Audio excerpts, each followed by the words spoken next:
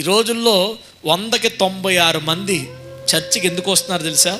సిరి, ఐశ్వర్యం, డబ్బు, బంగారం, కార్లు, మేళ్ళలో. యేసు దగ్గరికి ఎందుకు వస్తున్నారు? సిరి, ఐశ్వర్యం, డబ్బు.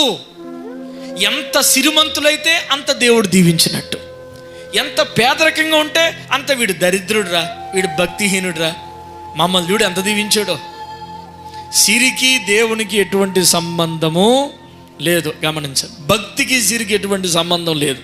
నువ్వు ఎక్కువగా ఐశ్వర్యం అంతే ఎక్కువ భక్తురాలు కాదు. నేను అక్షర సత్యం చెప్తున్నాను, భక్తిని తప్పిన వాడే బాగున్నాడు ఈ రోజుల్లో. భక్తిని తప్పి అవినీతిగా దుర్మార్గంగా ప్రవర్తించి సంపాదిస్తున్న వారే కట్ల నోట్ల కట్లతో బతుకుతున్నారు. కానీ నీతి నిజాయితీ ఉన్నవాడు మామూలుగా ఉన్నాడు, కానీ గుండె ధైర్యంతో ఉంటాడు.